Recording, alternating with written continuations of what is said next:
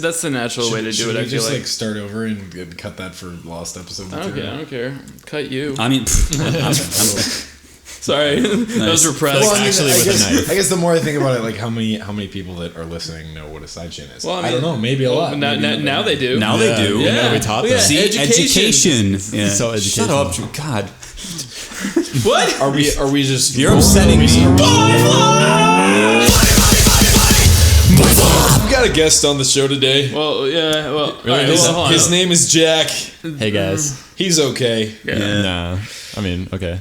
All right. I'll take it. Jesus fucking Christ, what's happening to We're us? off to a wonderful start. All right, My name's Jonathan Young. I'm Family Jewel 7X. I'm Rich.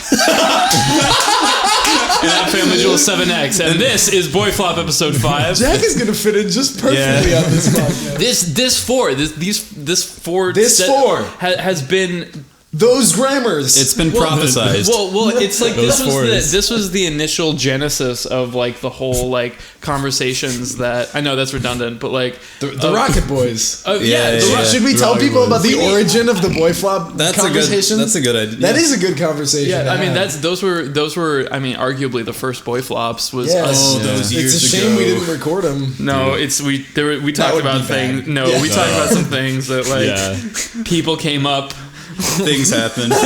There's blood everywhere. Confessions happen. Plus, it would be super awkward too because since we're playing Rocket League at the same time, we'd just be like, You just be like, I'm going in. I'm going. Okay. Oh, dude, nice. with, Yes. with my guitar tone, I like to do. Wait, hold that thought. Get that fucking ball. Get that shit in there. Get it in. Get the ball. So, for those of you that haven't heard Holy of shit, Rocket two League, conversations. do you want to? I was just gonna start in on. I just how thought.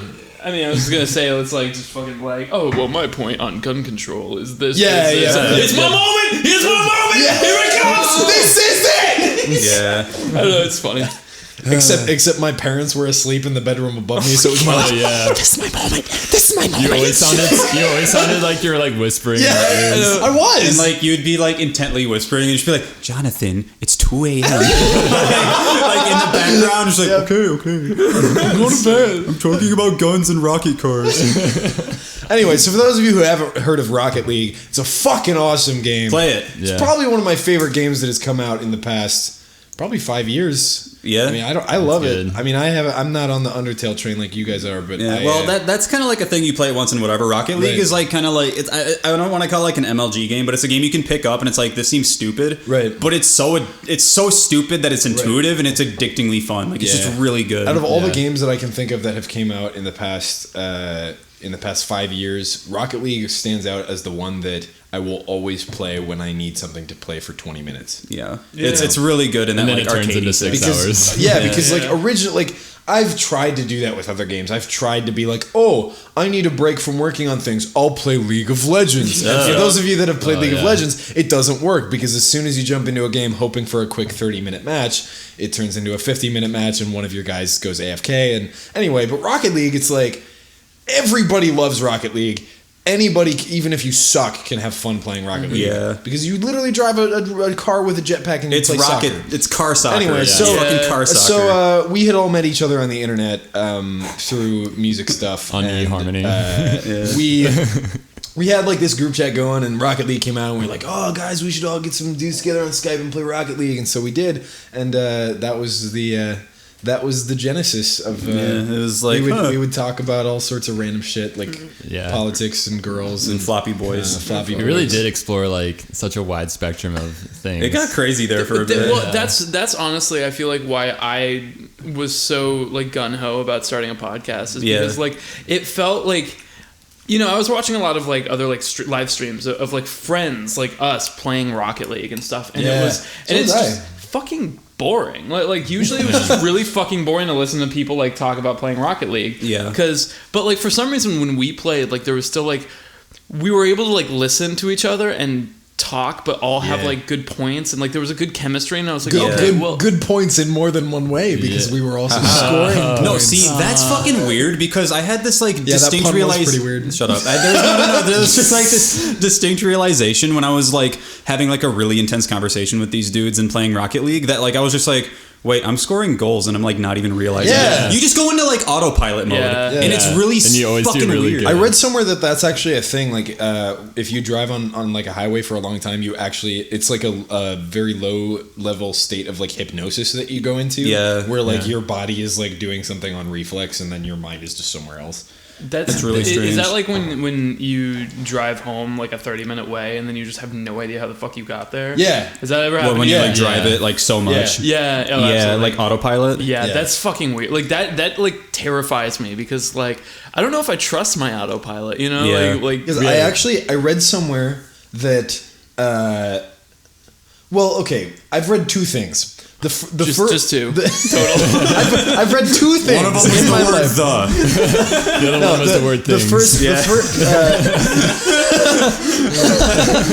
I have read the phrase two things. The first article that I read said that studies have shown that the non-creative side of your brain starts to wind down at night. Yeah. So that explains why like virtually every artist that I have ever talked to has said that they work better late at night. Yep. Mm-hmm. And that would make sense. Like, to me, that makes sense. So there's a little bit of confirmation bias there because I saw that article. I don't remember how much I actually researched it, but I was like, that would explain a lot if the right side of your brain shuts off and now you're more creative because your more creative side is, you know. But then I also read an article that basically debunked the entire left brain, right brain thing. So it's like, I don't know if that's legit or not. But regardless, it is what it is. I have always felt more productive when I'm it's weird for me because like I feel more creative at night, I think, but I'm more productive in the mornings. So like at night I'm just like lazy and like that's a good idea, but Netflix. There's also kind of like a time like okay, so the stuff that we do. Those who are listening, we haven't even talked about the fact. We said that you have a YouTube channel, right? I don't think we even did. Okay, so our guest today, Jack, has a YouTube channel called ToxicxEternity, and it's one of the most phenomenal, mind-blowing video game metal covers on the internet. Between Jack, Jules, and Rich, we basically have the three patron saints of video game metal on the podcast. And I didn't really get a chance to say, but thanks for having me on the show. Dude. I appreciate it. Yeah, no, get out. Whatever. You suck, nerd. Okay, but so one of the things that all four of us deal with, being people who make videos of music on YouTube, is that there's a big part of what we do that's creative, right? There's a big part of us sitting there, arranging, trying to figure out cool riffs, you know, writing solos, stuff like that. Even like arranging music that's already been done is a very creative process. But there's a lot of what we do that's fucking tedious as shit. Oh yeah. So what I'm saying is like there is two mindsets we have to be in. We have to be in a mindset where we can be creative, which is exhausting, and if we're not in a creative mindset, it's impossible pretty much. But there's also a mindset that we need to be in where we can be just fully like productive as shit, and that's when like I feel like at least I am like way more whatever the fuck I'm trying to say. Language. Like I'm way more good at English. Fucking like, you know, just when you have to sit there and you have to like chop up riffs, or you have to like, you know, or like I don't know, just the tedious shit. Like Lyle actually put it to me kind of weird one time where he was saying that like it's funny how we all grew up like having to work before we can play. And now we kind of live in a way that like we play so that we can work. Sort of, if that makes sense. In that like we hashtag to get to the point at which we need to like start like, you know, writing up descriptions and doing all this stuff, we have to put the play into it first, which is like this weird that's reverse an interesting thing. way of putting it. Yeah, I don't know. I've always had a really, really weird mindset on the whole like I don't know, the whole like artistic philosophy when it comes to like the nature of creativity and stuff. Like I'm very much I don't know if I would call it a cynic or a creative nihilist, I guess what might be a good way of putting it. But like I don't know, like when I, especially when it comes to like doing like pop covers and stuff for my YouTube channel that I'm blatantly doing because that's paying my bills right now. It's kind of this does it feel more like work? Well, it's almost like I have started trying to see my creative mind, so to speak, as more of a muscle and less of a magical. Sometimes it's on, sometimes it's off. And I guess I don't think of it like that. But what I mean by that is that like my songwriting teacher at the school that I went to before I dropped out. His mindset is very similar to mine in that like the way he put it was that like so somebody hires you to write a song for the next whatever Broadway show, Disney movie, something. They need it by next week. They don't care if you're feeling it. They don't care. They don't care if you're. They don't care if you're in a creative mindset right now. If you don't get the song done, somebody else is going to do it instead of you. You know? That's one of the first things you told me, John. Because I was like talking to you about. I was just because we were talking about like expanding like. Specifically, my channel. I remember that Facebook conversation. Well, this was on Skype. This was like our first or second Skype conversation. And I was just like, man, I don't know how to like what's like a way I can like grow my audience for my channel or something like that. Just like some businessy thing. And you were like, well, I do like, for example, I do pop covers. And I was like, I don't know how you do it. Like, I feel like I wouldn't like it. And the way you phrased it, you're like, you have to make yourself like it. Yeah. You have to get to the point where you feel good about the way you're arranging it. Well, it's one of those, and this is, if I may tie this into like songwriting. A lot of young. Ha. A lot of made the face. Yep. I've shaken his head. You couldn't see me, but I visibly paused to let Rich. He like made a face like, God damn it. Here we go again. A lot of young songwriters when they start writing, it's like as soon as they write something. This is kind of a stretch of an anecdote, but as soon as they write something, they have a hard time rewriting at all. And most of them would rather give up or throw it out or never write a song again rather than try and edit the lyrics that they have already subconsciously become attached to. And part of that is the whole balance between self-criticism and whatever. Some people, I feel like they get too attached to the lyrics and they feel like they don't want to show them to anybody. Either they don't want to show them to anybody, or they think that because they already expressed themselves through those lyrics, they can't be changed to be made better or more effective at communicating, or whatever. Yeah. That's not the point. But I've been in that situation before. But the point is that rewriting lyrics isn't just gonna happen. Right.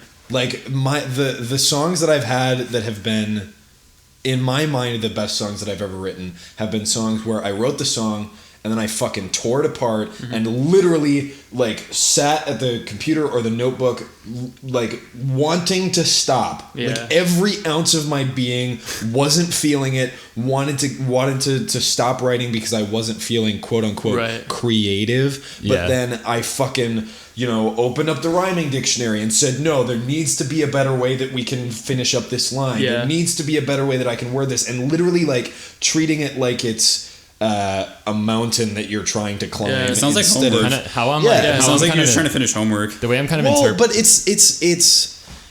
it's less about homework and more about like maybe like being really good at solving a puzzle or being or just like being stubborn about like I'm gonna fucking do it right. I'm just gonna get it done. Right, but like there's something beautiful about like people who can solve Rubik's cubes really fast or something like that is like situational. There's beauty in the subtleties of figuring out a way to make it work, even if it's not this magical thing that just so to me it's more of a muscle of the art is a product of my mind, and whether my mind thinks that the art is creating itself or whether my mind knows how the lyrics. Does that make sense? It sounds like you're having an existential crisis. Well, okay. So John looks like he's gonna start crying. Well, no, what I'm saying is that like I totally get. It sounds like your mind is a muscle and you need to like work it out and flex it so that you can do things faster. Everything you're saying is totally hypothetically, I am of the kind of unpopular opinion that creativity is less this magical thing and more your brain tricking itself into thinking that it's not work. I don't think that's an unpopular opinion though. Really? Because I think that's a professional mindset. Because a lot of people that are like, okay, so like I think all of us have this in common that we're, you know, professional musicians, you know, so we don't really, you know, we can't like be like, hey, I can't pay the bills because I wasn't really feeling songwriting this week. So, you know, I wasn't feeling it. Yeah. So like, I mean, to a certain extent, you know, you do have to exercise, as you put it, the muscle of the mind. Like, and you know, for me specifically, like, you know, I do one video game cover a week. Yeah. And like, I have actually a set writing day. So I wake up, there's a lot of times where I wake up and I just lay in bed and I'm just like, I have no idea what I'm going to do today. Yeah. But it's like, but I have to have a new finished cover, you know, because that's just like my job. Yeah, like, I mean, like you saw like Jack and I, like one of the reasons he's here, that he's visiting, is him and I are working on a cover right now. I mean, you saw it. Like everyone has their own different method for like arranging. I literally just sit in front of like something. I'm like, okay, what can we do here?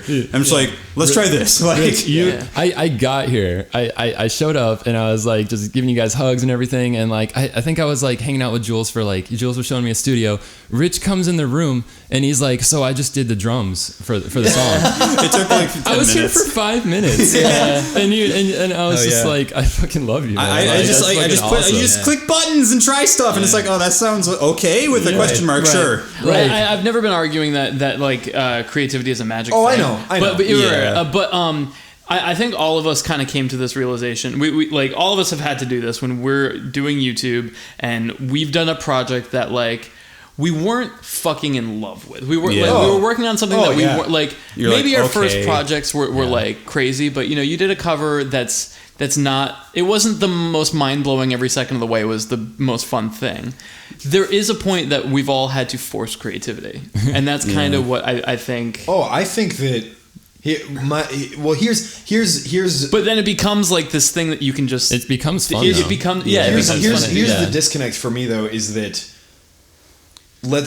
going with the analogy of your creative mind being a muscle. Right. Yeah. The stronger that muscle is, the more indistinguishable feeling it creativity is from forced creativity. Yeah. So like, for example, like I always look at like guys like Alan Menken and like this is a bad example, but like the guys who write the music for all the animated Disney movies. Okay. Like they like, if you look at the credits for like Hercules, Mulan, The Lion King, all of the Disney Renaissance, all of the Disney movies that everybody agrees are the best for their music, like that was like 2 guys. Yeah. Like 2 guys did the music for all of those. And those guys also do fucking Broadway shows. Yeah. And if you know anything about Broadway songwriting, if you listen to a Broadway soundtrack, every single rhyme will be either perfect or almost indistinguishable. Like you don't even notice it's not a perfect rhyme. Every single line will have like the most, from an analytical standpoint, the most well thought out melody that is specifically designed to be catchy but also complex and also sort of difficult to sing, and like it's like, unless you're Sondheim and then it's just complex as fuck. Like even Sondheim, like these no, Sondheim is a genius. Right, like he fucking does that to like the super 500%. Like it's fucked. But like these guys. Do you ever ask anybody who has to accompany Sondheim? They're like, fuck Sondheim. He's a dickhead. No,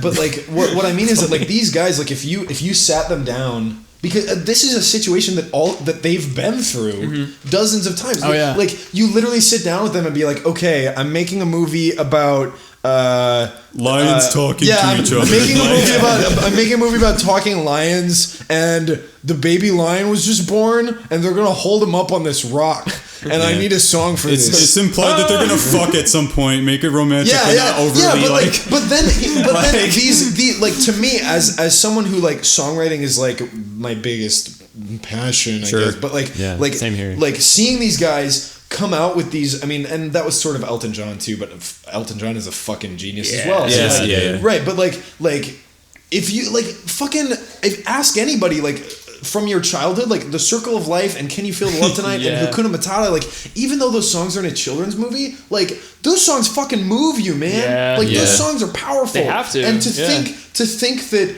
Alan Menken and Elton John and all these guys like literally had to sit down with this description of, okay, these lions, one of them has just ran off after being in this sort of Hamlet situation, and now you have to write a song where he's about to fuck his childhood friend. And it's like, to take that job description and be forced to write a song, and then be like, this is a kids movie, so don't be too complicated, right? But not only that, but it's catchy, it's musically, technically, analytically well done. It's like everything about it is a perfect storm of good fun. And they weren't fucking feeling it that whole time. If somebody told me to write a song for a children's movie about lions fucking, I wouldn't be able to fucking do that. I would just make it like so. But what I'm saying, children's movie about lions fucking. But that's what it is. I mean, like John's just sitting there like watching National Geographic, watching like lions fight with each other. Like I'm not feeling it yet. I'm not feeling it yet. I just get the wah wah pedal. Like, no, but like if I think about every songwriter I know, I can count on one hand how many people would even accept a challenge like write a song with these guidelines, because everybody nowadays is like, no, I just want to express myself and I don't want to follow any rules. And like that's fine if you want to do that, but like if these giants, you want to do it professionally, to me that's less fun though. Right. I feel like it's more fun to like have like a challenge, you know? Right. It'd be like playing a video game where it's like walk around. Right. It's like, you know, playing a video game where it says like, here's what you have to do. Right. Like, you know, again, like, so I'm kind of being like super metaphorical, but like, I think it's fun to express yourself artistically within a box, because then you get to see how far you can go inside the box. Yeah. Well, and that's the thing, like, and that's why, like, I guess my biggest role models as a songwriter are those guys, because like, so for example, and I'm done after this, I swear, but for example, like take one of these guys like Alan Menken versus a singer-songwriter from the late 90s or early 2000s, and you tell the singer-songwriter from the late 90s to express yourself and write the best song possible, and you tell Alan Menken to write a song about lions fucking and make it the best song possible. Right. Who's gonna come out with the better song? Yeah. You would think it would be the person that doesn't have any stupid guidelines and isn't following the rules. No. But actually, almost unanimously, everybody thinks that the better song is generally the song where he followed every single rule of lyric writing, every single rule of music, and had a stupid writing. This actually reminds me of a situation with one of my really close friends. He's an aspiring musician. He has a musical heart that's like of gold, you know. But a lot of times, like, you know, he'll come to me and just be like, dude, like, I'm so inspired by everything that I'm almost paralyzed, because I don't know what I want to do. Like, I don't know if because I love jazz, so I kind of want to incorporate jazz in my music, but I also love just like, you know, like whatever, like death metal. Ecstasy? No, like this is him just as an artist, and it's like, you know, he's one of my closest friends, and what I tell him is, I'm like, you know, like for instance, I'm gonna plug my band, whatever, Singularity. Like, you know, so it's like we play a certain style of music, you know, we play like extreme metal and stuff, but it's like, it's not like I wake up and eat, sleep, and breathe extreme metal. Like, you know, I love like, you know, really chill music, video game music. I love jazz, but I would never want to be like, I have to incorporate that into Singularity, because Singularity is a box. Right. And, you know, the corners or sides of the box have been established. This is what Singularity is. Yep. And I love to have that box, because it keeps me focused instead of having my brain wander off into different directions. And what's so cool is that, you know, it's like you can have other projects. You can have like, you know, if one day, you know, if I somehow find the time for it, you know, I could have like another project where I can express myself in a different way. But I was telling my friend, it's like, you know, establish boundaries for yourself, like don't feel you can't like be everything at once. Boundaries and deadlines. And don't feel like you're limiting yourself with these boundaries. Feel like you're being realistic with the boundaries. Right. Like, and almost like, having those boundaries can be creatively stimulating. I was going to try to move the conversation the way of video games, but actually I think since we're on this topic, do you want to talk about your band from Arizona? Sure. Yeah, dude. So what's your band called? We're called Singularity. We're an extreme metal band, as they call it these days. From Phoenix. I don't know why I looked at you specifically. You know like, it's John. extreme, baby. You just say the word extreme and your eyes are immediately drawn to Just like, speaking of extreme.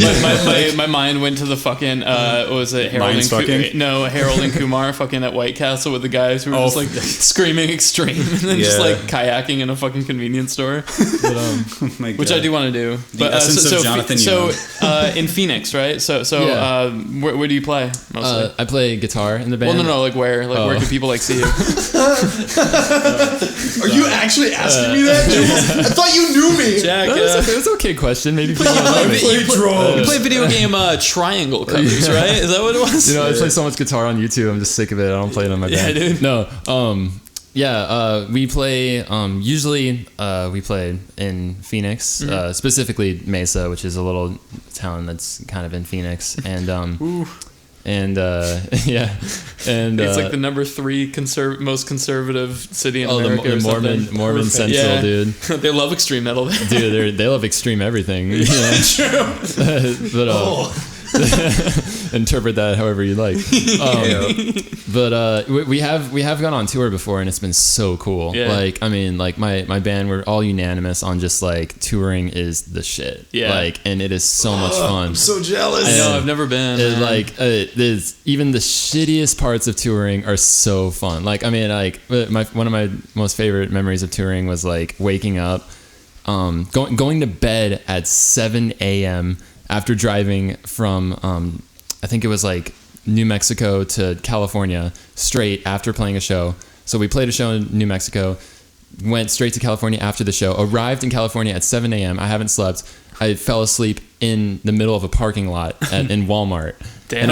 And I got 3 hours of sleep, and I woke up and I was like, I seriously felt like I was on another planet, because like I just played a show in another state. I woke up in another state, and just like, it was just my whole life was just upside down. Damn.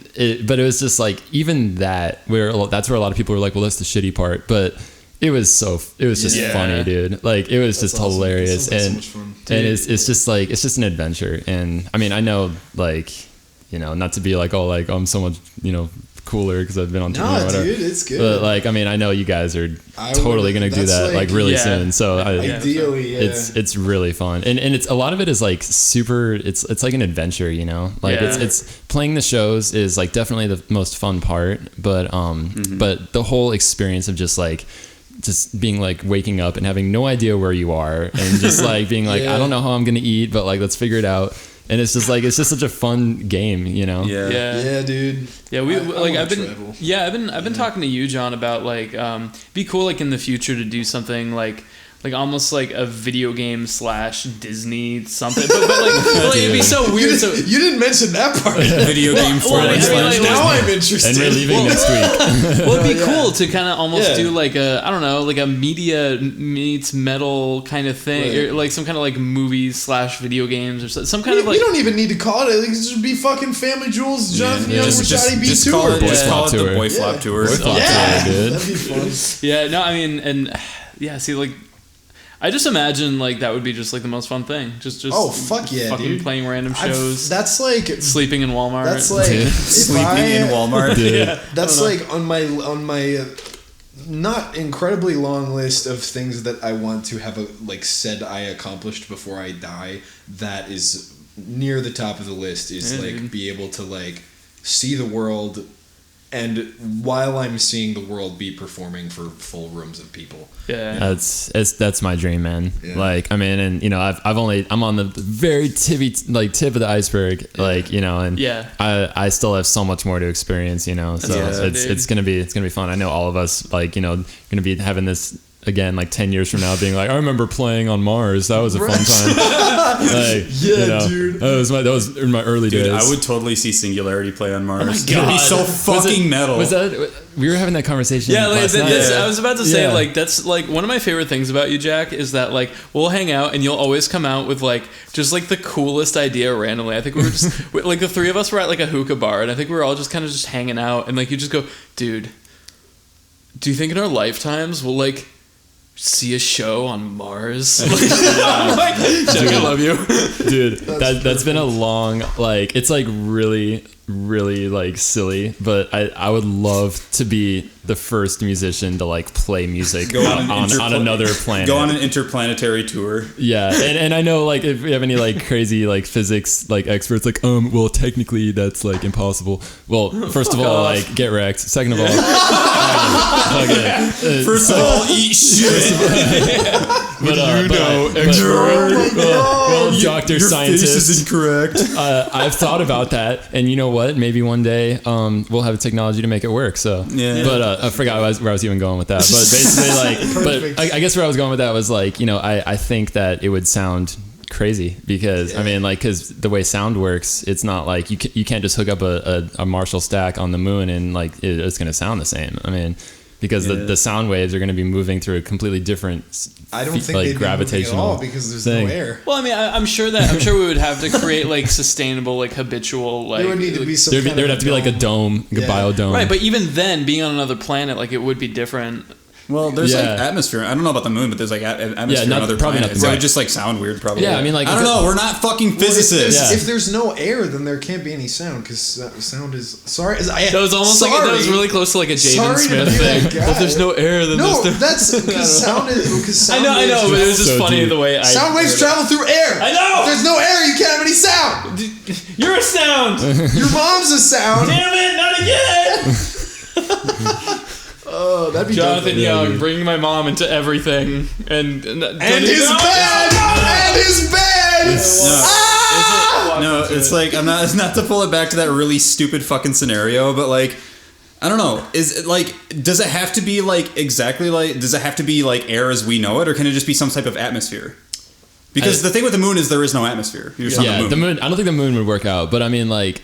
Because I don't know. I mean, I have no idea. The trope is that people always talk about how space battles in Star Wars are unrealistic because... Oh, that's the one thing that's unrealistic. Yeah, I mean, because you're in space, but I'm talking about on a planet with its own atmosphere. With its own atmosphere, that would work. Yeah, because planets have their own atmospheres. They're just not sustainable, I think.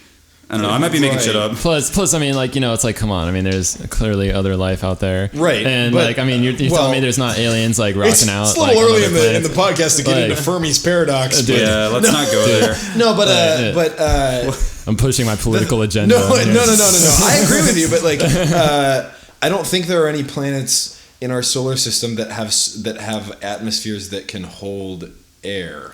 But with limitations, maybe we could create something for music to exist on another planet in a different atmosphere. That would be Mars music, and unlike anything we've ever heard before. Dude, yeah. I want to be in a Mars metal band. I would love to see you do some research on how to make that work and get back to me. All right. I will be very interested I'm going to be on a plane for 8.5 hours tomorrow. So fucking... Oh, yeah. I totally think that's possible. Because, I mean, like, we like, look at how much we've accomplished in, like, you know, the last half a century. What I always start thinking about, too, is just, like... We've already put stuff on Mars. I mean, why can't we just put an amp on there? Just bring curiosity with a guitar. Like, I don't know. These are like unrealistic fucking things. Like in our brain right now, we're talking about it, but like I feel like we're all just kind of like, I don't know where the fuck you guys are going with this. Well, what I'm saying is like fucking. If you told somebody like 50 years ago that there was going to be like you could use your phone to download like a modem to download a naked picture of Jennifer Lawrence. I was hoping you were going towards porn with that. Of course, but like that's the Rich is I looked it up. It's pretty much like on. Sorry, I keep bringing it back to this because I'm curious. No, it's a cool thing to think about. Cool, because someone thinks it's cool. Yeah, because Google's here is using the example of Saturn's moon Titan because the because the atmosphere is so fucking weird, you would hear the sound, it would just be really bizarre. It would not sound like super heavy. See, that's what I was thinking, because they still have their atmospheres. That's not just complete. It's a vacuum. thicker atmosphere. That means that your tone would be. It would probably be dank as fuck. Dude, you play a power chord, it's just like, dude, Saturn gent. Let's make it. Jesus. Dude. Well, anyway, I'm wearing my Rings of Saturn shirt conveniently. Oh yeah, fuck. I love it. I was gonna bring that up. I don't think our listeners can see it.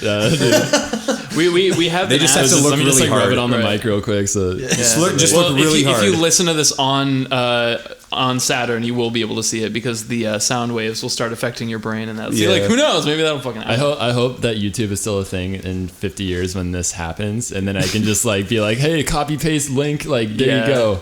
I'm lost. Predicted it. We predicted it. No, well, what I'm saying is just like 50 years ago, if you explain like the internet to somebody, you know what I mean? To people who were like 50 years ago, that would be 65 now? Like, wow. Fucking like.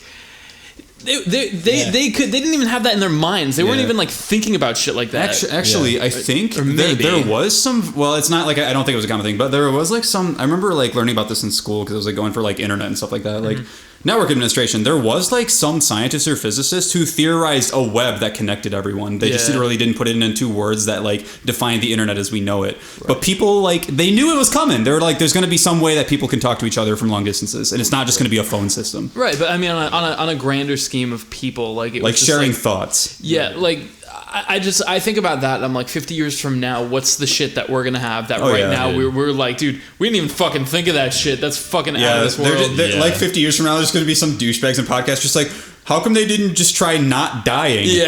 Did they try just maybe don't die? Well, that face when ancestors are stupid. I mean, if you run off the short list, I mean, you know, digital cameras were invented in our lifetime. And, fucking. Oh, technology recently is fucking insane. Yeah, I mean, like it's crazy. In the past 10 years, we've gone from like a megabyte being big to like a terabyte being small. Even telling someone 50 years ago, like kind of what you're describing, but telling someone 50 years ago, like I'm holding my smartphone here, that you have the extent of human knowledge at your fingertips, they'd be like, you're crazy. Like, burn the way. Even that still like blows my mind. Like it's sometimes fucking when you weird. think about it, like you'll just like you'll be like, I wonder like, you know, where the first pigeon was like born, and you're just like, I was thinking more like, I'm just gonna look up theoretical physics. Boop boop boop. Okay, well, you look at cat pictures. Boop, you boop, could. boop. Like, well, but you can. I mean, there's always that tropey kind of writing prompt of like, oh, you jump in a time machine and meet Benjamin Franklin, and now you have to explain to him how a cell phone works. It's like, but it's like seriously though, it's like if you think about it, because so many people are like, fuck the internet, social media is ruining everything, but like in reality, they post it on Facebook. It's pretty It's ironic though, it's ironic, but it's also like super fucking cool that like I could fucking learn everything about physics right now. If I wanted to. If you want, you could, you have, like I said, you have the extent of like pretty much human knowledge at your fingertips. Right. And like that is. Which is insane. That's cool. Yeah. That's really cool. That's cool, man. That's cool, right? No, I mean, like, because, and that's. The analysis. You can literally look up anything, like how to play guitar, how to produce music, how to paint. I was just about to say the fact that we're like, you know, we've like all pretty much made like albums and mixed it and mastered it and produced it like in our bedrooms. I mean, that's a thing. Like, and like we can do that like by ourselves, you know. Yeah. And like just with the internet and with information that we've gotten from other people that have posted on the internet.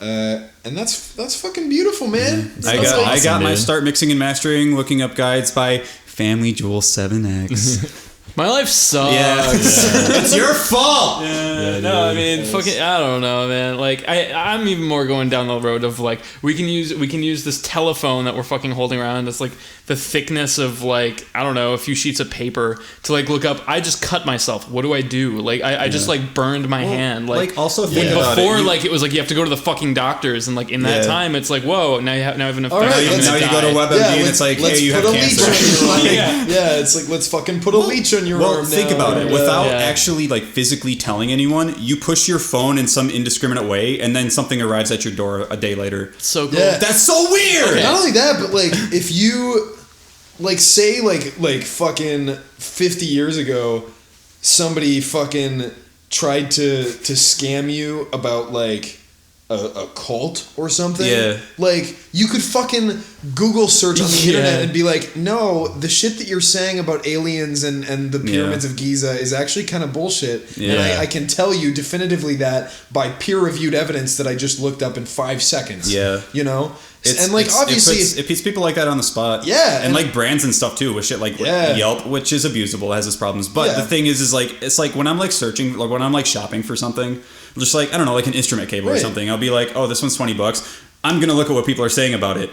That's fucking weird. That I can just like see people's thoughts about this thing. 50 years ago, if somebody made a claim about a miracle pill, you wouldn't be able to discount like snake oil, like you wouldn't be able to discount snake oil unless you like actually went to a library where somebody had published a scholarly like a review. paper. But like now it's like you can fucking find out.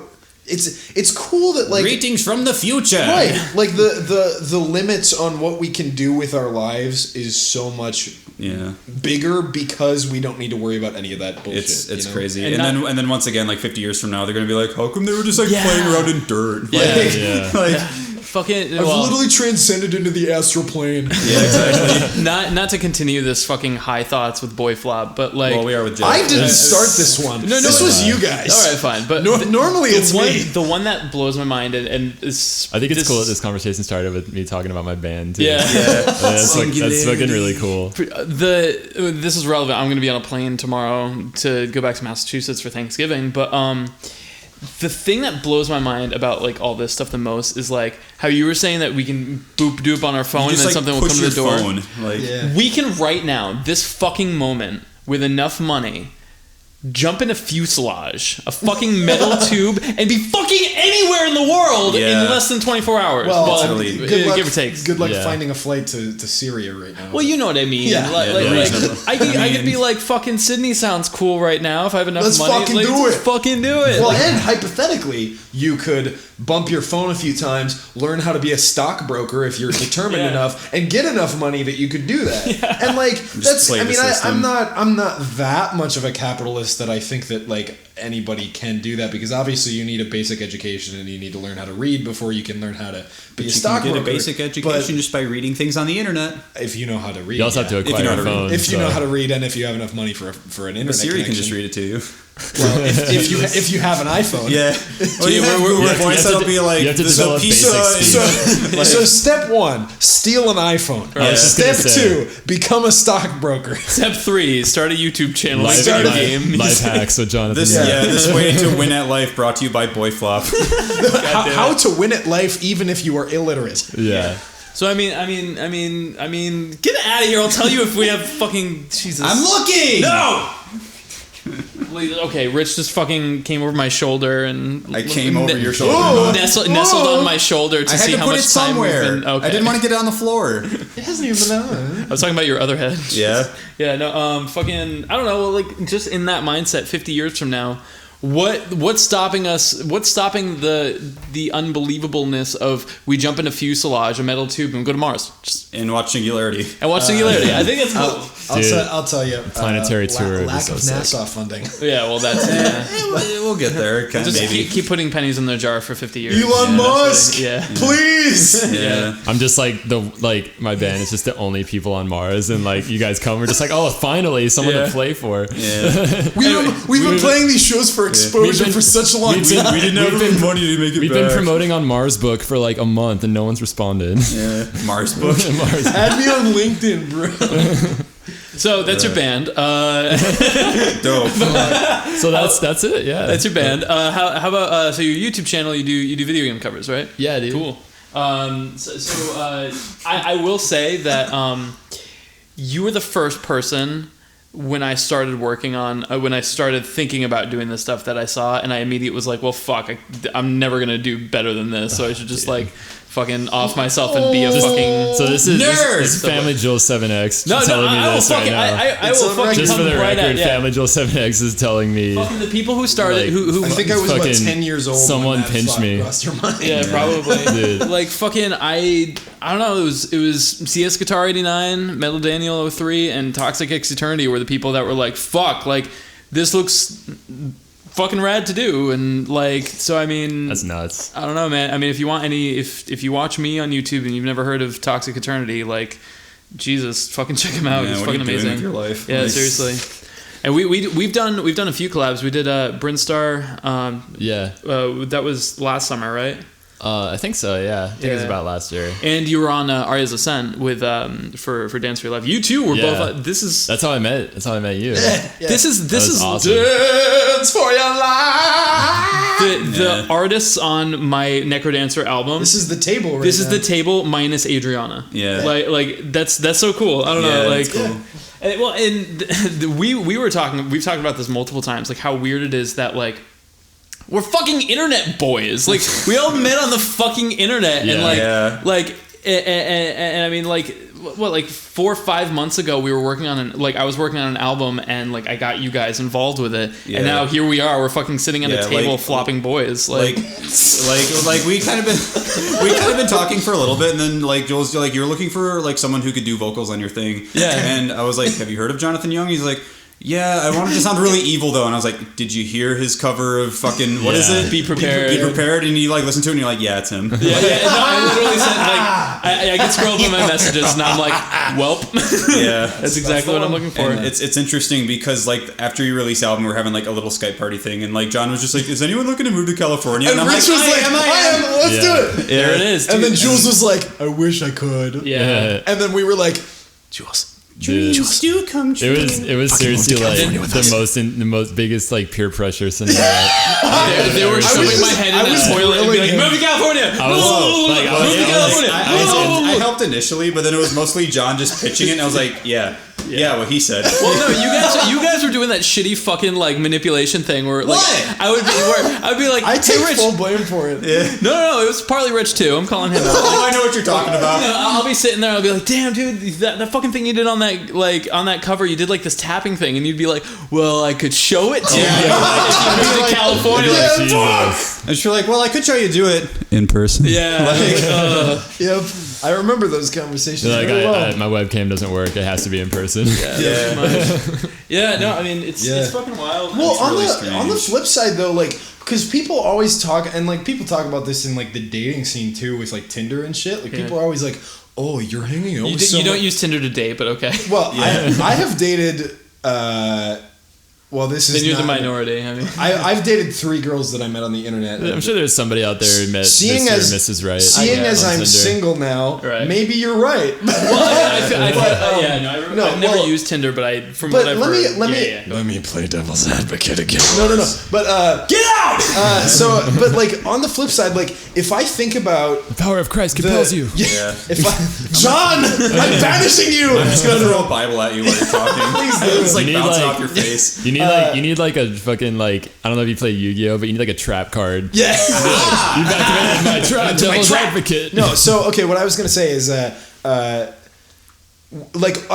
first I think the same thing. At first I'm like, who the fuck would date somebody that they met on the internet? Who the fuck would move in with somebody that they've never met in person? Yeah. But then I think about all of the people that I know that I have met in real life. That I have at first, like people that I knew from high school, people that I knew from college, and I can count on one hand how many of those people I actually would move in with or date. Yeah. You know, so when I think about it, it's like the internet isn't it's not random. Well, right, but I mean, like if you think about it, whether or not you meet someone on the internet or not, the likelihood that you'll get along with them doesn't change because they're still just a person. Yeah, no matter. In our case, think about it. Yeah, it's not like it's just like, oh, Jules is a guy at a bar, or fucking whatever. Right. Like take him home, fuck him, then leave. It's like, hey, what are your interests? YouTube, video games, and music. Right. So it like I am still on the fence about online dating, but like. But in theory, the idea of being able to cut all the bullshit of I'm gonna pay $40 to take this hot girl to get steak and find out that she's completely incompatible with my interests, and then I've lost $40, you know. But like instead of doing that, you can just search a website and say I'm looking for someone who's interested in the same type of music as me and plays video games, and then even though it's that knee-jerk reaction of I met this person on the internet. you're still meeting a person. Yeah. And that person with like refined like interests that you kind of like. So and I'm not saying it always works like this, but hypothetically, the internet can be a way to just cut the bullshit of sifting through people that you wouldn't like. That's totally true, dude. Yeah. Like think about like think about the friends you make in like high school. Even like elementary and middle school. It's like, hey, kid that sits next to me, I'm gonna be friends with you because you sit next to me and we're in a class together. And because I'm literally stuck in a room with you every day. It's like sure, do you like stuff? Cool, me too, I guess. But with the internet, you can be like specific. I talk to my sister about this all the time because like anytime that like. Because she's in high school right now, and anytime that she's like not getting along with people in her high school, I always tell her like, just tough it out. You're a senior, just one more year, and you literally don't have to put up with anyone's shit ever again, other than coworkers. Real life is for casuals. Well, but like other than in a professional environment, I guess like the people that you choose to hang out with but is so much different because if you like go to school or something for a specific thing. Right. You know, and then like if you're like in an environment where you're working with other people who are working on that like towards that thing, it's like okay, you're gonna have some interest. Right. The things that I've noticed that's like really like kind of amazing to me is that people that I've met on the internet, you know, like you guys and like you know whoever else, just people that you know have that lifestyle of just like you know just like they're passionate about something and they have an internet kind of based lifestyle, whether it's like their job or they're just really passionate about something. They always like. Think of themselves as like someone who's like antisocial or something like that, but kind of like saying like what you were saying, Rich, is like the people that you know you meet on the internet through that connected passion. They're always the coolest people to talk to. And like if you look in the right places, like-minded people. I mean, we've all paid the dues of doing what we did, so we've all kind of walked a similar road. I mean, so I feel like that's a big part of why this chemistry works. Is like. We're all kind of coming from a very similar place. Right. Yeah. Well, and also, I mean, like, on a kind of related note, to kind of tie all of the conversations together, like, the beauty of, like, once you get out of high school and you're not stuck in the same classroom as people that you're obligated to hang out with, the beauty of being an adult in the 21st century in a first world country, granted. Checking my privilege, as Tumblr. a white guy. I'm checking my privilege. You piece of shit. The beauty of, I mean, assuming that you have enough money and are literate, the beauty of being an adult in the 21st century is that hypothetically, if I woke up tomorrow and said, fuck you guys, I'm gonna fucking move to Australia and hang out with fucking kangaroos. I'm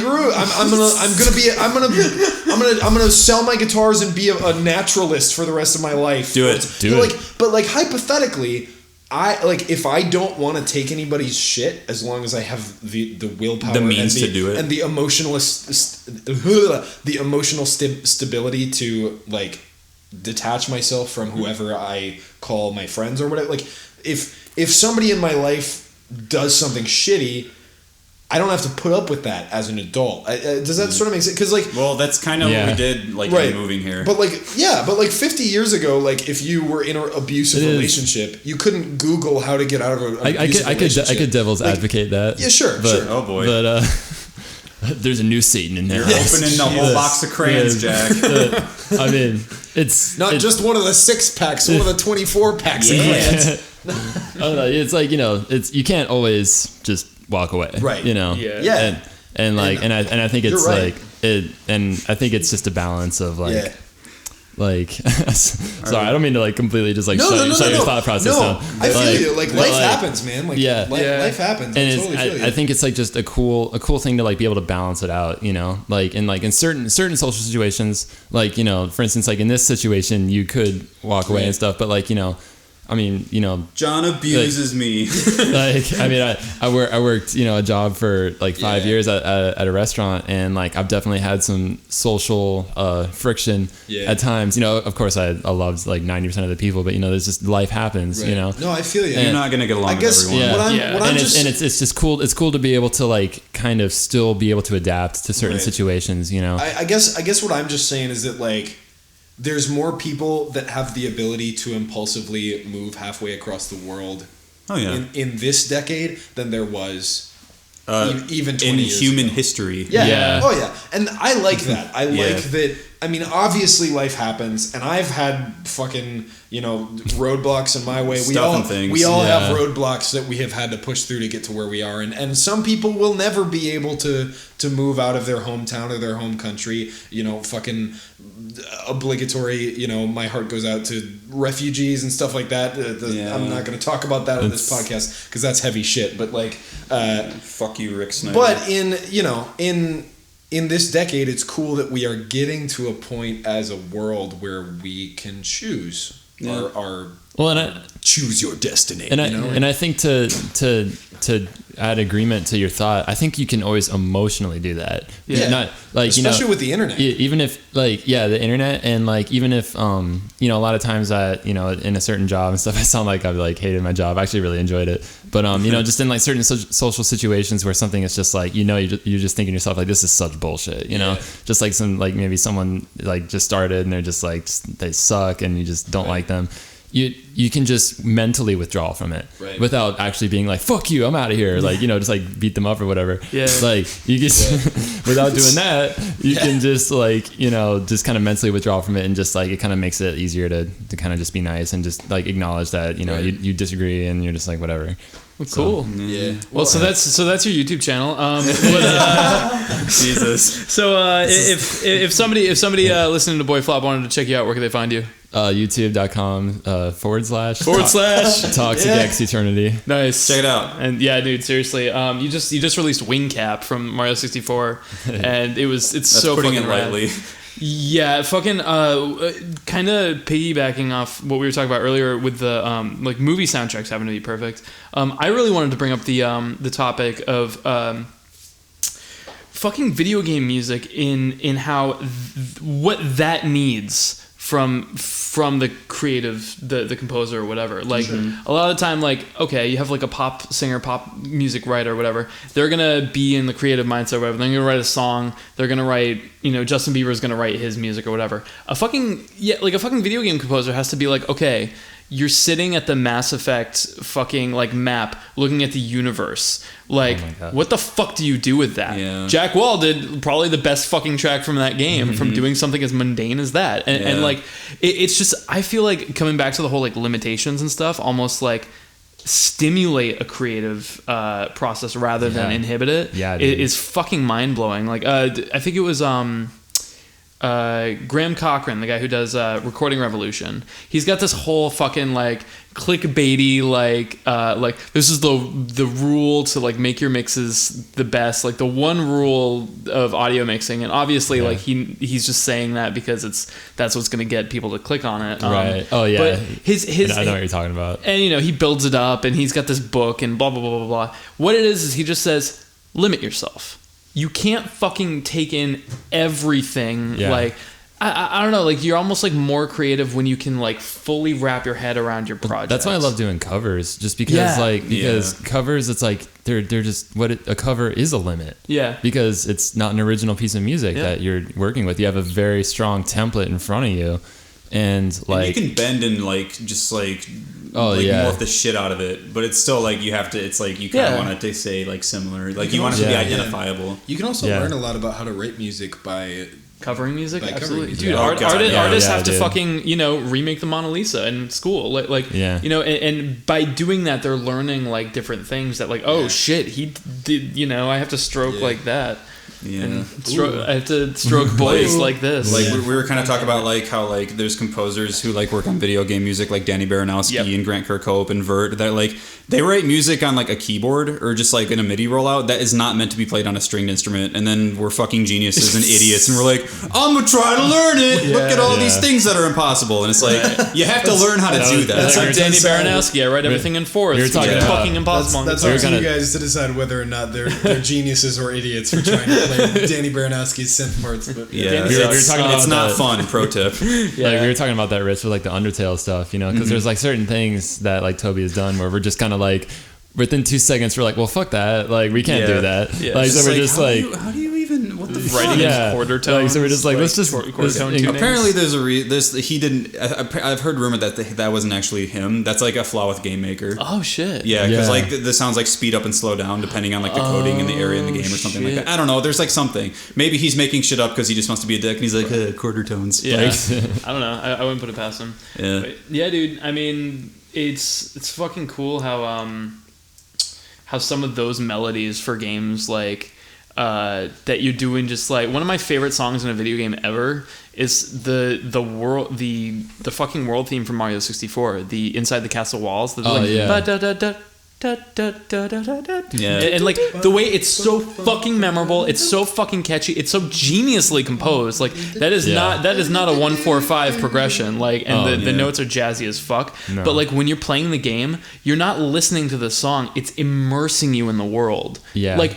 That goes right back to what we were saying in the beginning of the podcast, where it's like not just the complexity, the right words and stuff. It's everything fucking perfect. Yeah, you have to get it. Yeah, you actually like have to get the idea for the area and like understand the story. Yeah. So what I would say, if you're an aspiring game composer, take a song like that. Give up.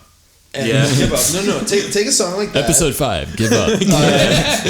First of all, do an ear training exercise and see if you can write out the melody by ear. Mm-hmm. And then once you've done that, analyze that, compare it with some other video game themes, and tell me why that one is so catchy compared to the other ones. Fucking learn from it. Yeah, because so many people think that they're above that. So many people think that video game bootlegs, fuck that shit. But it's like, I don't need to listen to somebody else's work when I can just express myself, and I don't want to make my song catchy. If it's catchy, that means I'm selling out. And it's like, you're such a fucking amateur. Yeah, you're an idiot. All the fucking best songs of all time were catchy in some regard, unless you're going for intentionally not catchy, but those songs are almost catchy because they're not catchy, because they're memorable. Ironically, right. And I was the guy who was always against like the people who were like, fucking good artists borrow, great artists steal and stuff like that. Yeah. Like I was the guy who was always like, no, because it's totally true. Just fucking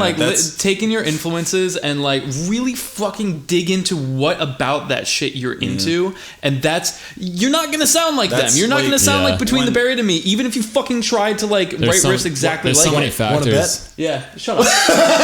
but like, you know what I mean? That it's still. I'd be interested. I couldn't physically play it. Yeah. I think if we all like literally recorded the same thing, it would be like so different. Yeah, just like the way you like kind of handle your instruments and the way you like put little ornaments and things. Yeah. I think there is something to be said about how the greatest composer of all time could sit down and somebody could be like, write something that sounds like Bach, and they could do it. Right. Or the greatest video game composer of all time, somebody could be like, write something that sounds like the castle theme in Mario 64, and they could do it. Vert. And like, well, I mean, like if you can intentionally analyze what makes that work and what makes that memorable and replicate that without making it sound exactly the same, that is not only art and creativity, it's also craftsmanship. That's what we do. Literally Vert. Right. So that's where people can find you, Jack. Okay, well, actually, what I was gonna say to kind of wrap that up is, so when I started my YouTube channel, right before it, and I was like looking out, like I was just like, wow, I really want to make metal covers of video games, but like, is this a thing that people do? I saw your cover of Gobi's Valley. Damn. And I fucking did not want to do it anymore because it was just so fucking brutal and so fucking bad. Like, thanks, 2010, dude. But like. You did that to me with Lavender Town. I can't touch that. But like, dude, like you did that with like all of your Undertale stuff.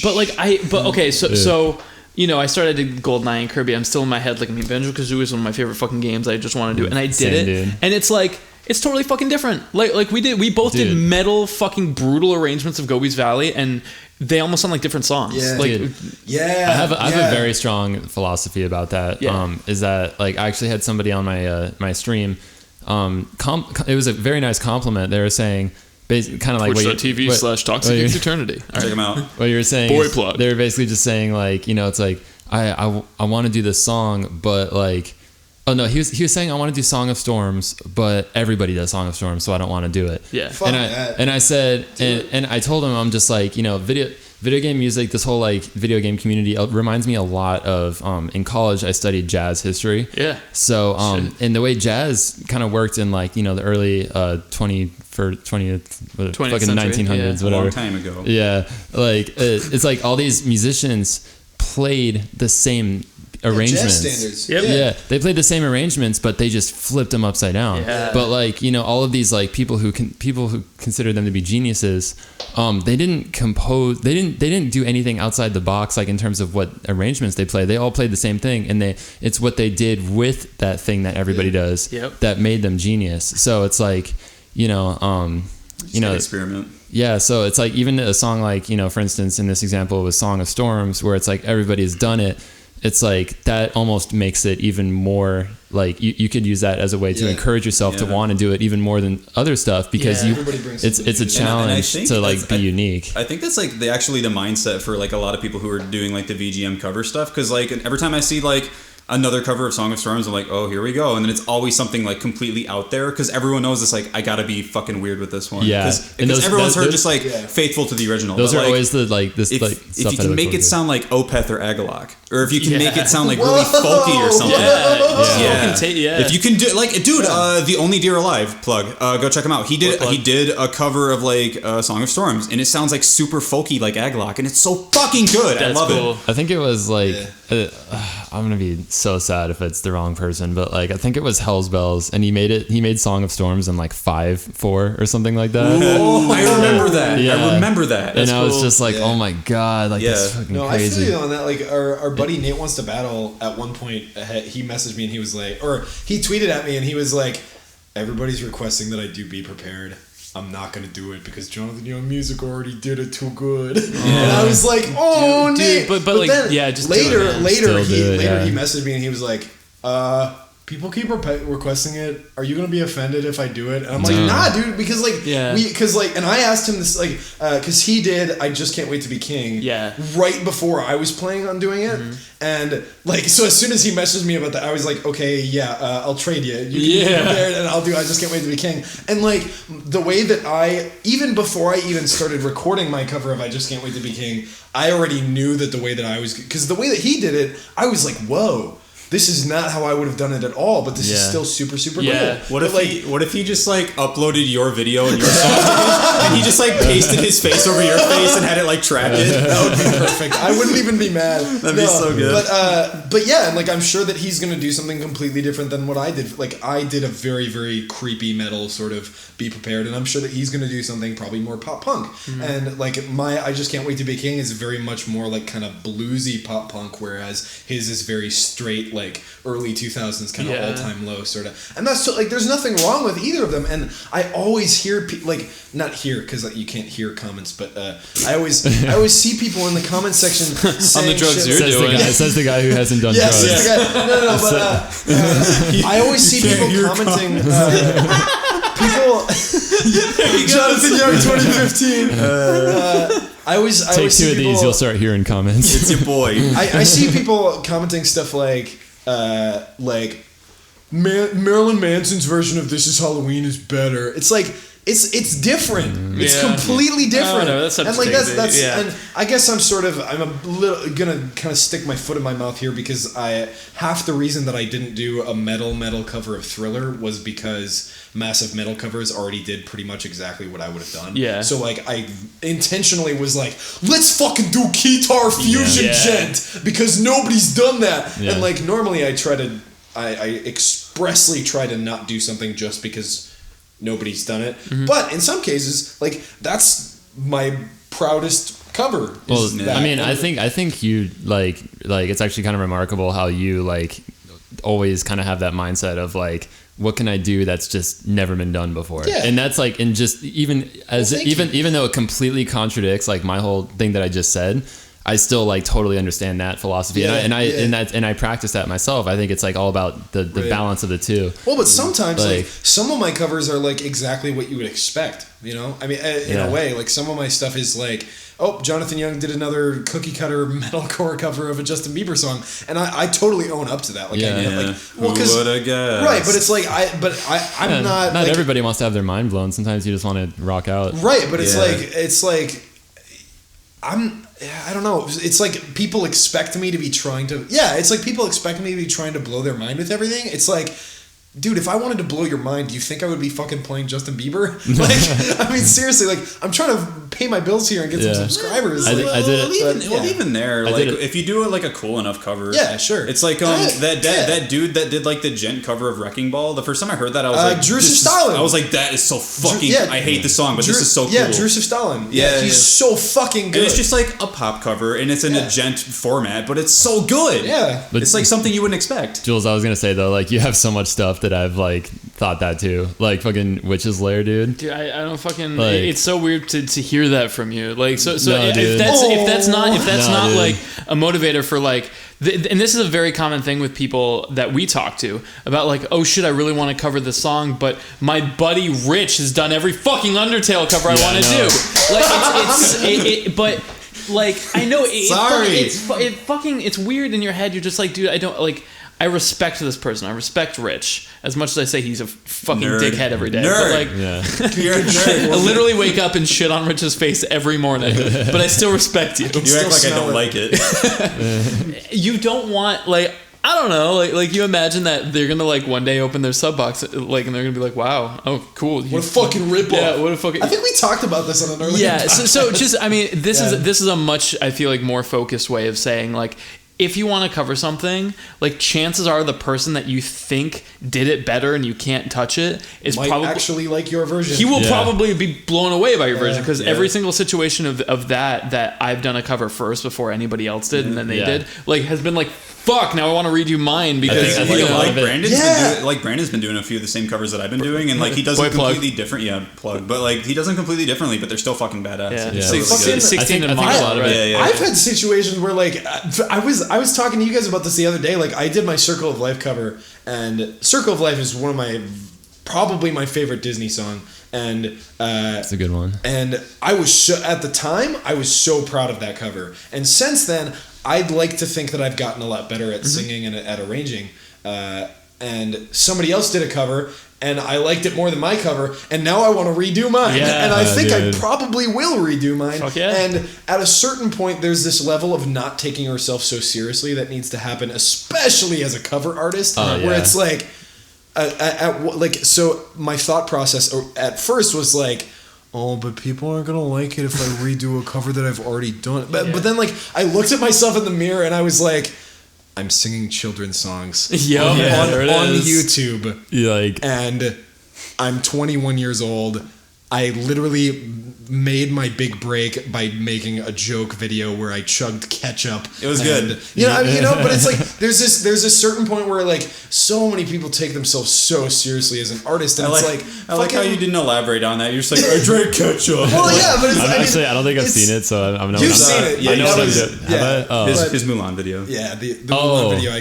Very briefly, there was a brief clip where I chugged ketchup. I thought you meant like it was a video of just me. Yeah, that's what it sounds like. You're just like, all right, I'm gonna do the ketchup challenge. It's your boy Jonathan Young here with another ketchup challenge. I was gonna say, like, your next one, just keep going that route. If that's like, but I mean, I guess what I mean is that, just like, eating mayonnaise with a spoon. Like, I don't know. It sounds stupid, what will but he chug like, next? fucking life is short, man. Like, if you aren't satisfied with one of your covers, do it over. Nobody fucking cares. Yeah. Like, fucking who people gives like shit? it. Like, it's if you want to fucking cover a song, fucking cover it. If you want to fucking go to Australia and be a fucking kangaroo researcher, fucking do it. Researcher. You should have left it at, if you want to be a kangaroo. Okay, you had a nice pause between kangaroo and researcher. You know what I mean, though. You know what I'm saying. Yeah. It's just hilarious. Researcher, And you should start when you're young. All right. I was trying to fucking wrap this up when I was asking Jack where to find him. So one more time, Jack, where can people find you if they want to check you out? YouTube.com/ToxicxEternity. Where can people find your band? YouTube.com/Singularity Metal, or on Facebook, YouTube, or fucking, I'm so tired of saying YouTube. Facebook.com/SingularityAZ. Nice. Tell us what you've been working on lately. Yep. I've been working on a lot of stuff. I've been doing one cover a week, so that's been crazy. Like, so I've been doing that. I'm doing a lot of live streaming recently, which has been really cool. I just recently started doing that, and it seems like people like it a lot. So I've been doing that a lot. And then also Singularity, we're going to be recording in March. We're recording an EP, and I've been just slaving away at writing some original music. So that's been really fun. Hopefully, going to be going on tour next year. And then what else? I don't know. It's crazy. That's a lot of shit. It's a lot of shit. Just to elaborate, like you said, you played like Singularity is like extreme metal, but I would go out on a limb and be like, if you like Black Dahlia Murder, The Faceless, or bands along those lines, definitely check out Singularity. They're so good. Thanks, dude. Yeah. What about you, John? What are you working on? I have been working on shooting videos for my new Disney album. Which is out now. Young Does Disney Volume 2, doing videos for that. I've been doing some collaborations with my stupid roommates. I'm in like the next 4 of your 5 videos. Expect Danger Zone by Kenny Loggins, the power metal cover, sometime in the next 10 days. Expect a new Justin Bieber cover, metalcore cover with a mystery collaborator. And other than that, I don't know if I want to reveal the one. Yeah, the one that Rich really likes. Well, you had mentioned it before. You mentioned it before, but you didn't elaborate on it. I did the Power Rangers theme, and it's probably one of the funnest videos that I've ever done. It's really good. It's awesome. It sounds really good. And then other than that, thinking about starting a second channel soon. Thinking about posting. Oh, really? Yeah. For like vlogs and tutorials and random shit. And I don't know. And stuff. That's a conversation for another time. That's just very early. Chugging ketchup. Idea. Yeah, chugging ketchup. For all your ketchup chugging needs. Jonathan Young / No, so there's that, and then just call it John Drinks Ketchup. I would sub to that. Then I'm gonna start posting 2 videos a week soon. Brutal. Oh damn. I hope. Dude, we'll see if that happens. A lot of work. What about you, Rich? What are you working on? I'm just gonna get this out there. I have 3 more Undertale covers plans, and then I will be done with it. But there's like an exclamation point at the end of that I can't elaborate on yet. One of the covers that will hopefully be coming out this week actually features our friend Jack here. He's going to be on that, and by the time you're listening to this, it'll already be out. So go check that out, I guess. No, dude, it's been super cool recording with you, dude. Yeah. I mean, we had pretty much no idea what we were gonna do. We knew with the song that we were gonna do, but like we didn't have like an arrangement in mind before. Like I said, I just go to town. I'm just like, well, let's start. Yeah, it was actually funny because I was just like chilling in your room while you were recording, and the whole time I was just like, dude, I seriously hope I'm not like being awkward right now, because you were mentioning you're just like, I'm the same way when I'm recording. It's just like. So like I just think out loud when someone's in the room, but like it doesn't bother me too much unless there's a part that I'm like trying to get over and over and over, and I'm just like, you might want to leave. Like, but it didn't come to that. We have like a pretty good chunk of it down right now. It'll be done by tomorrow probably. I'm so stoked about it, dude. I think it sounds really good. It's gonna be fucking dope. Jules, what are you doing? I'm getting on a plane tomorrow to go back home. Idiot. Yeah, I know. No, I mean, so I'm going. Actually, by the time you guys are probably listening to this would have already happened. But I'm going to open for Dragon Force with my band. Oh shit! The fire and the flames we carry on. That was cool. All right. Yeah, that one. That's really awesome. Yeah, dude, I'm really. That's gonna be fucking really rad. sick, dude. Yeah, dude, I'm gonna go right from that to going to fucking New York to eat Thanksgiving with my family. So literally the other opposite end of the spectrum of the most metal thing you could do to the least metal. It's gonna be like getting fat from eating like more food than you can possibly like conceive is pretty metal. It's gonna be with your family members who are like, "What's a Dragon Force?" Right, exactly. That's nice, dear. Yeah, I have Dragon Force. That's nice. Oh, you live in San Diego making internet videos? Oh, that's cute. That's adorable. That's so I have that to look forward They to. like pinch your cheeks, like, "Come here, studio." I think I may have finished composing the last song for Proto. Mm-hmm. So now it's just kind of my job on that game is going to be kind of remastering all my old tracks that I did like a year ago with the way I'm doing it now. Starting work on the other 2 games that I'm working on, one of which I can't announce yet, but the other one, Legacy of the Copper Skies, that I did a theme for. You can see one of my update videos. I'm going to do some more tracks for that when I get back. Dope. And then all that other shit that I can't fucking talk about that's taking up the most of my time. I know what it is. You know what it is. I know what it is. Yeah. Wait, what is it? Nope. We'll tell you as soon as the Nice trick. ends. I'm with all you guys, man. You guys listening, I don't even know, man. Yeah. But he will soon, and you won't. Yeah. Now that you hate me, I'm Jonathan Young, and this has been another BoyFlop. I'm Jonathan Young only. This is only Jonathan Young. I'm Jonathan Young, and I'll see you next time. Tune in, youtube.com/. Welcome to John Flop. All right. I guess I'm Family Jewel 7X. I'm Jack. Yeah. And I'm Jonathan Young, and this has been BoyFlop. Fuck off! Go away. Rich sucks.